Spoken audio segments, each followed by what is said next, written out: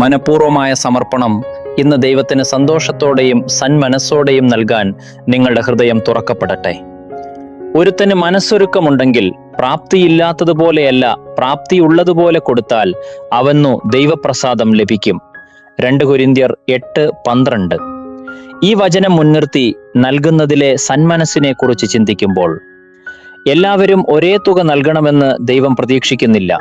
മറിച്ച് ഓരോ വിശ്വാസിയും തനിക്കുള്ളതിനനുസരിച്ചും സ്വന്തം ഹൃദയത്തിന്റെ താല്പര്യമനുസരിച്ചും നൽകാനാണ് ദൈവം ആഗ്രഹിക്കുന്നത്. വിധവയുടെ കാണിക്ക നമ്മെ പഠിപ്പിക്കുന്നത് ഒരു ദാനം ദൈവത്തിന് സ്വീകാര്യമാകുന്നത് അത് നൽകുന്നതിലെ സന്മനസ്സുകൊണ്ടാണെന്നാണ്. സമൃദ്ധി ഉണ്ടാകുന്നതുവരെ അവർ കാത്തിരുന്നില്ല, മറിച്ച് തനിക്കുള്ളത് അവൾ നൽകി. പലപ്പോഴും കൂടുതൽ സൗകര്യങ്ങൾ ലഭിക്കുമ്പോൾ നൽകാമെന്ന് കരുതി നമ്മൾ ഔദാര്യം മാറ്റിവെക്കാറുണ്ട്. എന്നാൽ ദൈവം ഇന്ന് നോക്കുന്നത് നമ്മുടെ ഹൃദയത്തെയാണ്. ഒരു കുട്ടി മാതാപിതാക്കൾക്ക് നൽകുന്ന ചെറിയൊരു സമ്മാനം പോലെയാണിത്. ആ സമ്മാനത്തിന്റെ മൂല്യം അതിന്റെ വിലയിലല്ല, അതിന് പിന്നിലെ സ്നേഹത്തിലാണ്. കുട്ടിയുടെ ഹൃദയം കണ്ടാണ് മാതാപിതാക്കൾ അത് വിലമതിക്കുന്നത്. ദൈവം നമ്മുടെ ദാനങ്ങളെയും ഇതേ രീതിയിലാണ് കാണുന്നത്.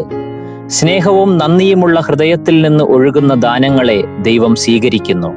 നമുക്ക് പ്രാർത്ഥിക്കാം. കർത്താവേ, എനിക്ക് സന്മനസ്സുള്ള ഒരു ഹൃദയം നൽകണമേ.